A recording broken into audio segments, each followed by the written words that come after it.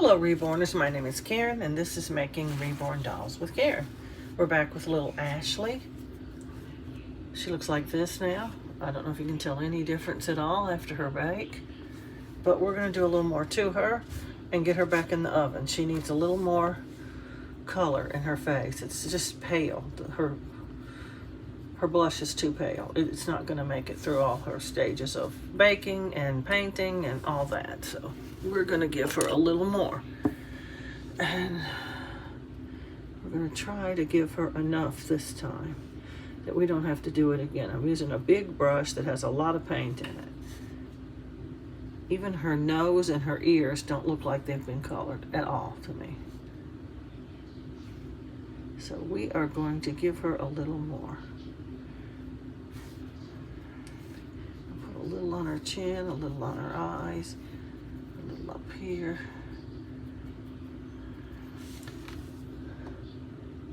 That's more the color she needs to be, really. It's taking too many coats to get her there, though, because, well, you know, the paint changed for a long time, even after Genesis wasn't in production anymore. You could still get it. Different websites would still have it. And that blush was way different than this new blush. I'm still using Genesis blush in here because this lasts forever almost. But the blush I put on the face of the doll has changed to this pinky stuff that I don't like, and I have to doctor it up a little, and still it is just not spot on correct. This paint is too highly pigmented, I think. It's not an even pigment that, I don't know if I have enough paintbrushes to do her ears again. It's gonna doctor them up a little. They're just too light. I don't think you'd even be able to tell she's got anything at all on her ears after she's painted. It's that light. Well, that doesn't have any paint in it, that's for sure. Just, okay, I'm gonna tilt the camera so I can get my thing of brushes out. This has a lot of brushes in them, but they have tiny bristles, and tiny bristles usually mean hardly any paints in them. And these flat ones don't hold hardly any anyway. This one's holding pretty good, though.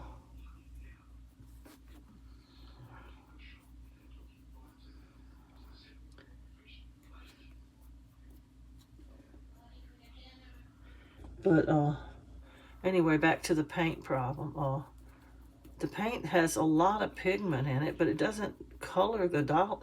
It colors the sponges, is what I noticed. It's not putting any extra color on the doll because it has a lot of pigment in it. I don't know how to explain that any better than that. It's just not the kind of pigment that transfers to the doll. I don't know why. It's running out already.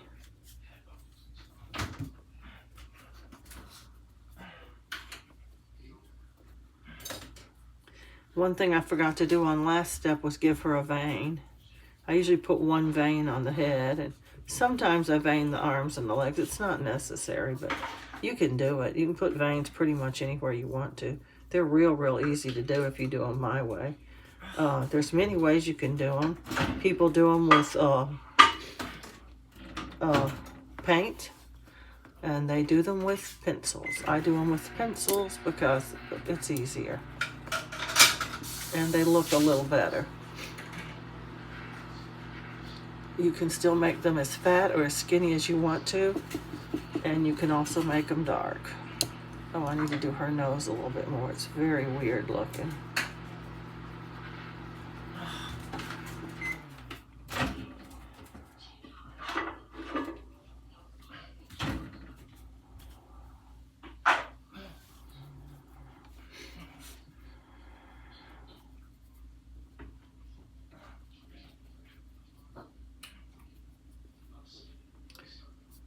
There are some spots. If we don't do them, we're going to be sorry later.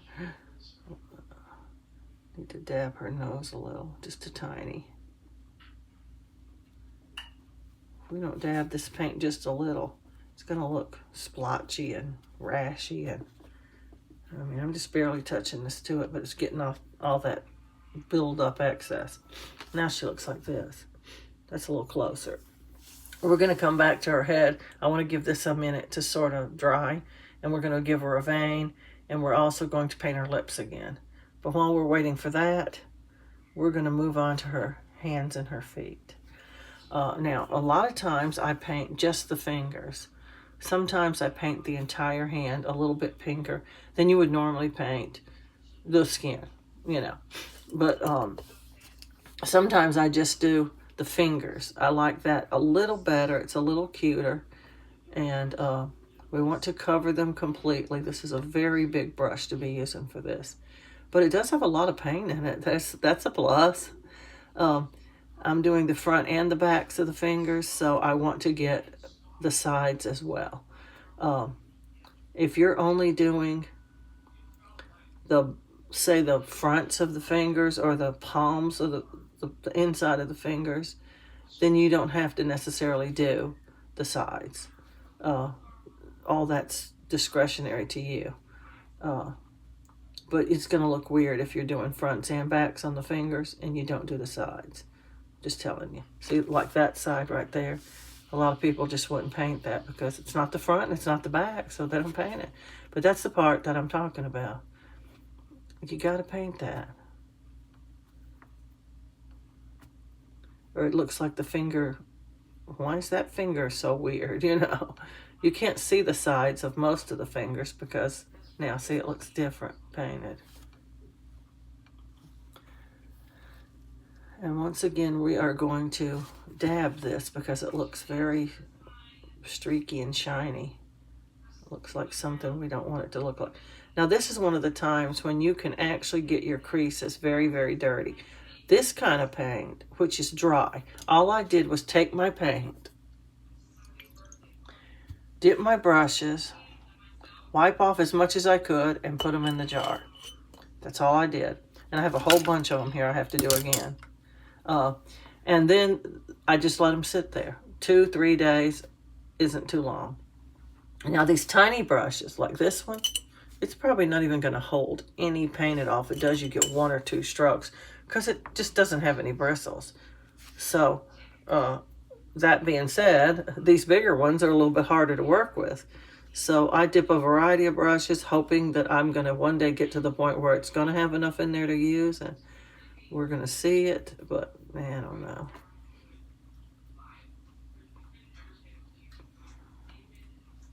You have to be extremely careful when you're using a brush this big. You don't want to get it all over the entire hand. That defeats the purpose of painting just the fingers.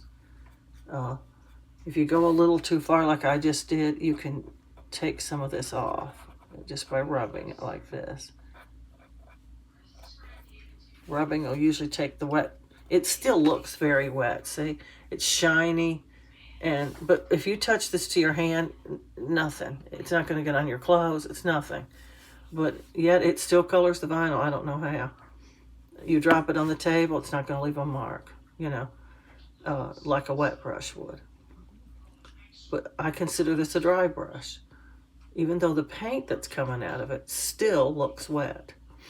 It looks shiny and wet, like if you touched it, it would come off, and it probably would come off a little, but nothing like a true wet brush that you dipped in there. When I'm doing enhancements, you'll rarely see me dip a brush because I dip my brushes when I'm finished making the doll to refresh them, and then I have dry brushes for the next time. This is a much cleaner way to paint. It leaves you with a nicer finish on your doll than the wet paint does, I think. It's a choice. You have to decide you want to do this. But if you've never tried it, I'm going to say try it.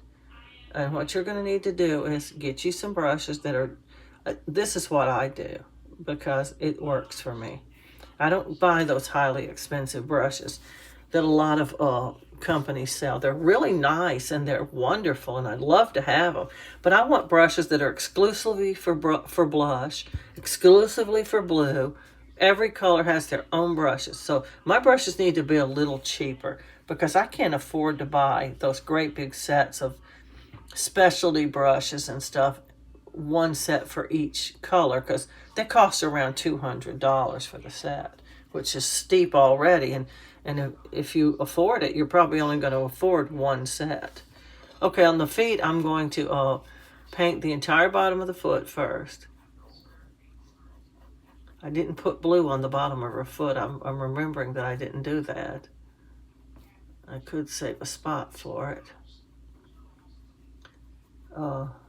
Most people put a little spot of blue on the bottom of their foot.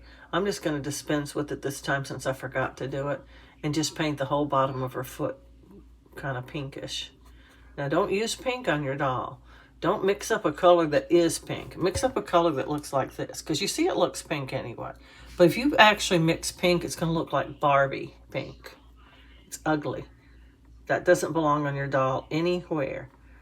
You control the color of this by how much paint you put in, how much you put on the brush, how much you put on the doll, you know, how much is on your sponge, how much you dab it. Lots of factors, but we don't control it by making it pink. That is just ugly. In my opinion, pink does not belong on your doll anywhere. Now, if you're using air dry paint, I noticed that even their wine color, when I was using it, they have a color called wine that's supposed to be, this is a wine color to me. But when I took that wine color that looked wine in the bottle when it wasn't mixed, and mixed it up, it looked pink. But it caused a proper color. I don't know how to explain it. It caused the right color to be on the doll. So that's what's important, I guess. Now on the top of the foot, I only painted the toes, see? So I did paint the sides of the toes because I did the top and the bottom of the toes.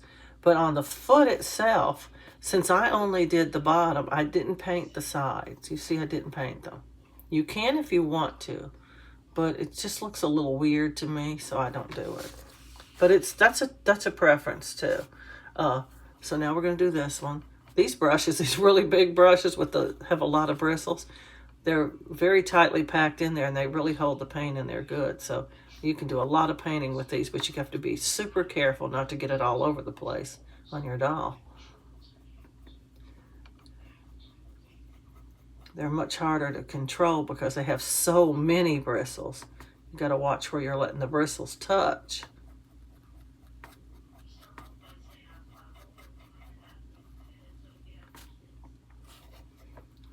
Now just the toes on the front. And once again, if you bake this, I should have done this on the other step, but instead I did the creasing, which makes it, you can't do both of these in one step because you risk, well you could, but you're risking a big factor of, got some on her foot because my bristles went wild. You're risking wiping the creases right off. So I do them in separate little stages here. And if you don't like the color it is, give it a little while to dry and put a little bit more on. Or bake it and put a little bit more. Okay, her head should be dry enough now. I'm going to make a vein that goes right down her forehead. And I'm going to find my proper color of pencil here. I got so much crap in this pencil case. It's supposed to be holding pencils. Oh, there it is. Yeah, I always check the color because when I got ready to get a pencil that was going to vein, I got several colors because I didn't know what color I really wanted. And even though I think that I separated out the other colors and this is the only color left in there, I could have left one because one time I grabbed one of the other pencils and wasn't paying attention and I put this really, really dark vein on there. This pencil is aquamarine. It's also a tealish blue color that matches, to me, the vein blue the closest. That's what I was trying to do, was match that color. And I'm going to put it on with this pencil. And you notice I didn't sharpen, I'm not going to sharpen my pencil. It has a kind of rounded tip. We don't want the vein to look super sharp. You might think you do, but you don't. We're going to control how fat our vein is by how hard we press down. And that's also going to control our color. Now what we don't want is a dark, bold line that is super wide and fat, and we don't want that. So we are going to give it a light touch, a very light touch. there's a gnat flying around in here. I'm going to start way up here on her head where her hair is going to be, because veins are supposed to be squiggly, not straight. And so I want to get my squiggle right, and this part will be covered by hair, so it won't show. Not much of the vein's going to show anyway, because it is an undertone. Just like on your skin, you can see it, but it's under your skin. It's not boldly sitting on top of your skin in super dark blue. So we're going to make our vein disappear beautifully into the background. It's going to look like it's under the skin. And I'm going to show you how to do that. If I wish my hiccups would go away. Let me get a drink of water. That's another side effect of my shot, is hiccups. I get them all the time.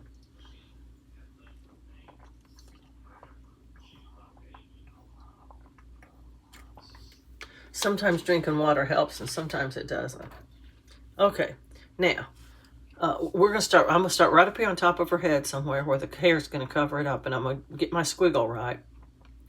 And I'm just gonna squiggle my vein down on her forehead, and then I'm gonna squiggle a branch off of it. You don't have to do that. You can do however many branches you want. You can do it however many no branches at all. Real squiggly, slightly squiggly. And it looks like this. It shows way, way, way too much.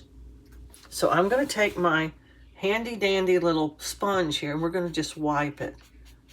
It's not going to wipe as much where the paint is. This should have been done on step 1. And when I get finished, you should not be able to see it, but you're going to be able to see it a little bit on top of this red paint, because it doesn't swipe off as easy on top of paint as it does on top of the vinyl. I can still see it plenty, but if you can see it on camera, this is the generally accepted rule. If you can see it on camera, it's probably too dark. Now, if you can see that, it's probably too dark. This would also be the time that you want to do your capillaries, if you're going to do any of them. The difference in a vein and a capillary is a vein is a vein, and a capillary is an artery, and they're red. And now I have a couple colors. Crimson Lake is one of them, and the other one is Tuscan Red.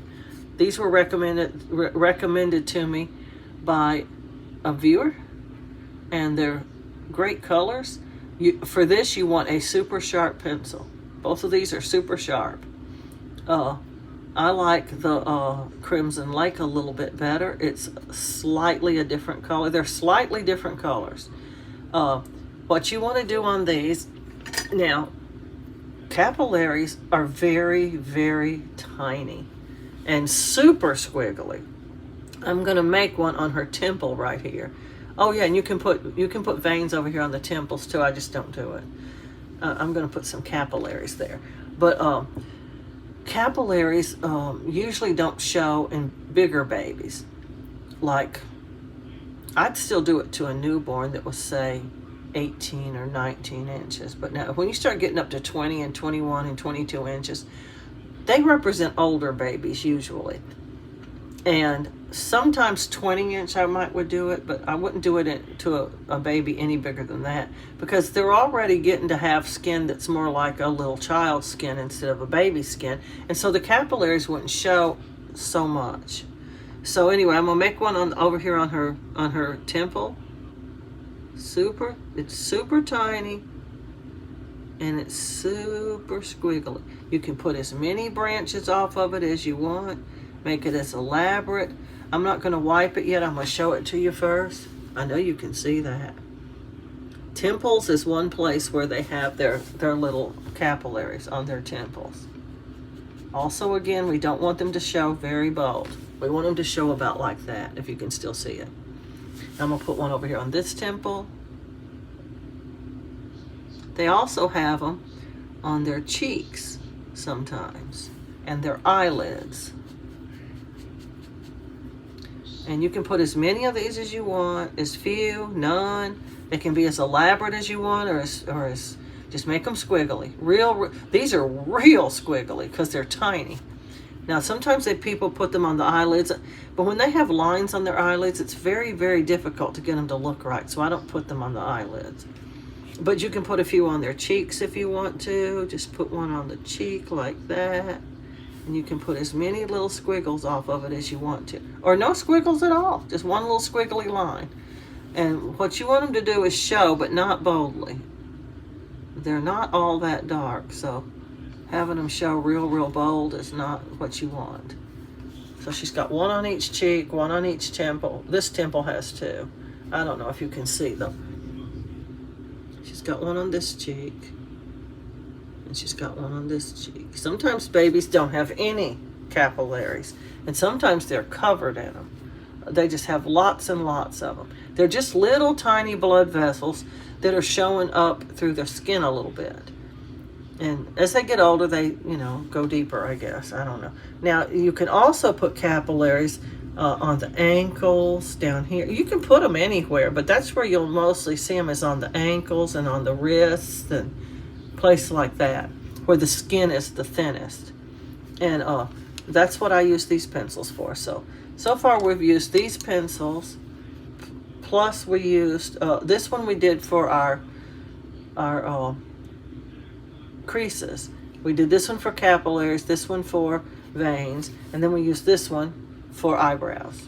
I used the lightest color, sandbar brown, because who wants really like black eyebrows? I don't. And they're scary and big, and they make them look monstery. I've seen people's eyebrows where they made those really big, like my eyebrows. My eyebrows are real big. You put big eyebrows on a baby, they look scary. And I just want them to look dainty and tiny and just something there so they don't look like they don't have any eyebrows. A lot of babies are born with no eyebrows. They just don't have any. You don't see them at all. And some babies, darker babies, seem to be a little more hairy than light babies. I don't know why. But anyway, we've got her second round almost finished. We're now going to repaint her lips and her nails. Every step we do, we're going to do the lips and the nails until we get to the point where we actually just go, I really like the way they look now. That's how I want them to look. And then we'll just stop. We won't do it again anymore because we won't need to. But her lips are way too light. I'm going to darken them up a little bit this step. And each step we're going to darken them just a little until we get to the step, the next to the last step. Well, no, actually the lips we can do on the last step too. It's the nails that we have to stop on the next to the last step, because that is if you're going to try to tip them. You tip them on the last step. So we still have a few more steps to go that we can darken the lips and nails. No problem. So we're going to do that. We're going to just darken them. And each time you put it on, you can put it on a little bit thicker if you want to. But thin layers spread easier. They look better. And believe me, you're going to get them dark enough by the end. I'm not saying, we did a ghostly color the last time, so light that it barely even showed. But this time we're going a little bit darker, but still very thin. You want smooth, pretty lips. You don't want bumpy, rashy looking lips. I know some people go for that really dry, peeling baby look. I don't do all that on my dolls because, yes, babies sometimes have that. And they have milk rashes, and they have all those other things too. A blister on their lip from the way they sucked on their bottle. And some people just overdo their doll and put all of those things on it. And I'm not trying to capture that in my baby. None of my babies that I raised up ever got blisters on their lips from sucking on their bottle. Never. And neither did they have that really dry skin, because I put lotion on my babies. They even did so at the hospital to keep them from being all dried up like that. Sometimes babies are born that way because I guess they didn't get enough moisture. The placenta starts to dry up or something, and the baby. Now, another thing we have to do is color the inside of the nose. I didn't do anything last time. I should have, but I forgot. I'm going to do it this time. I'm putting red. Now, we don't want to put enough red to make it look like it's bloody. And when we set her up on her rim, we don't want anything running out of her nose. So we're just putting a tiny bit on our brush, and we're swirling it all around inside of her nose, trying to color the inside of her nose a little bit. I just have to know. I've never been able to see up a baby's nose unless I purposely went like this to try to clean it or something. But I'm imagining it's kind of reddish colored. I don't know. Some people put black in there. I think that's a mistake. But anyway, her nose is done. Now I'm going to do her nails again. Once again, you can do another very light layer on here. We have one less step to get the nails right, so at some point we're going to start going with a darker, thicker color, but we don't have to this time. See, you might can see this. I'm going to show you.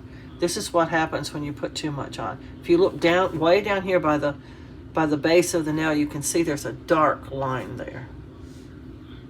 I don't know, maybe you can't see it on camera, but it just looks fake and funny because I put too much paint. So I'm just going to wipe my brush off on my towel here and try to pull some of that off of there. There we go, that's better.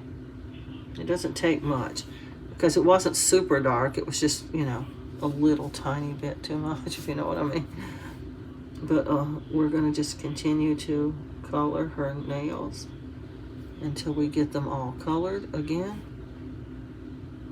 This is only round 2 on nails, so don't get freakied out because you're not getting any color. You should be getting some color this time. I mean, it won't be dark, but it will be color.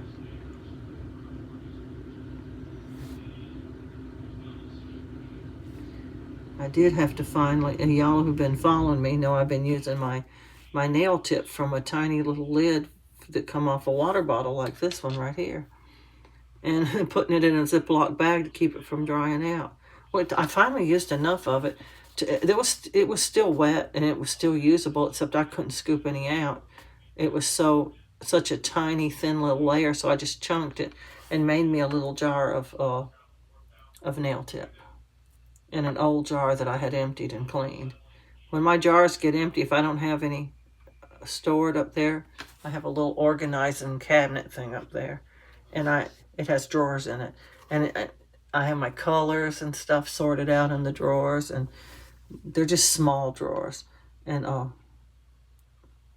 I also keep empty bottles, empty ones of these, and empty ones of these, you know, that I can mix paint in later. And the reason I do that is sometimes you want to mix a color and save it. If I'm just mixing a color to use right now and I don't want to save it, I just do it in a lid and throw it away. But sometimes, like the nail tip, you have to mix that up thick enough to go on the nails. And I don't want to do it every time. I don't want to get it out and mix it. I'm just not a mixing person. I don't want to do it every time I want to tip a nail. So I got me a little jar and mixed me up some. And what I did is I just put thinning medium in there. No oil, no Exodus oil, and no paint thinner. Just thinning medium and nail tip. Kind of like this paint right here, only it's thicker. It's thicker than this. You probably would not be able to paint that on. I use a toothpick and just wipe it onto the tip of the nail. Some people might use a needle. If you're having trouble and you're making too fat of a line with your toothpick, try a needle or a straight pin to put it on with. You just dip the tip, tiniest little bit, barely touching it really. What you want to do is just get enough on there that when you swipe across the nail, I may not even tip Ashley's nails, like I said. Her, especially since her pinky is dug into her hand down here so hard, and I have shaky hands already, and it's even very hard for me to even paint the nails. So tipping them is extra hard. And sometimes I choose not to if the nails are the kind that I know are not going to tip very well. I just won't tip them. I used to never tip nails, and I thought they looked just fine. So, I mean, I'd rather them be tipped. Don't get me wrong. But we have limitations. Everybody might not have the same limitations as me. But we're just people, you know? We're not super people that I don't know. I don't know how to put it. Yes, we're artists, but we're still just people. And we have our limitations on what we can do and what we cannot do. And one of the things I cannot do is tip nails hardly. I can do it, but it doesn't look real professional. It's not real pretty. It's just done. There's just no other words to call it. I can still see her after her bake. I still see her creasing just fine. So it's lasting so far. But we still have yet to come layers of color to put on this doll. And so we will see after that. Okay, we did the... I'm trying to think if I did all the things I wanted to do to her before we put her back in the oven. I think so. Don't worry if you have I got a tiny little hair stuck to her face right there. Don't worry about it. Usually it comes right off when you bake. The static electricity from the heat will just loosen it right up. Believe it or not, it loosens it up. And even if it doesn't, you can rub it off then. I wouldn't rub it now. You might rub off some of the color, but you can certainly rub off a lot of these little flecks of stuff. I know with air dry, it's a big problem. Dust and crumbs and hairs and lint and all kinds of things. Little pieces of the sponge or a fiber from your swab or something get stuck on your doll. It's murder to get it off. But it's not a problem with heat set dolls. I don't find it to be anyway. Another artist may tell you something different, but I don't find it to be any problem at all. You just go, and it's gone. She has a very nice finish on her. Now, she does have a little something stuck here on her elbow, but that is not from lint. It's from the oven. It's like when I put her in there, she was still a little bit moist. There, I got it off. And a little tiny bit of the fuzz from the oven stuck to the moist area. If you want to know if your doll has any of that, just look at them real close and you'll see. It's usually whatever part touches the oven when they're baking, like right here on her heel. There's a tiny little bit right there. You can usually just scratch it off with your fingernail. And if you can't get it off with your finger, we're talking gentle scratching. You don't want to scratch so hard you scratch off all the sealer too. We want to just get that off the top of the sealer. And usually it'll come right off, just like that. But if you can't get it off with your fingernail, a lot of times you can get it off with a toothpick. You just kind of, I just turn the toothpick kind of sideways like this against the skin and just kind of scratch it very gently until it comes off. A lot of times on some of the limbs you won't get any, and on other limbs you'll get it in 2 or 3 spots. This is also great for flicking off hairs and stuff. Usually it's not a problem. I don't usually flick them off. They just come off on their own. But anyway, she's ready to go back in the oven now, and we're going to get her another bake. And then when we come back, she's going to be absolutely ready. I'm 99% sure that she's ready to start taking some layers. And we'll get right into the layers almost immediately. Anyway, I want to remind everybody to please like, subscribe, and share. And come back and follow Ashley's journey. And happy reborning.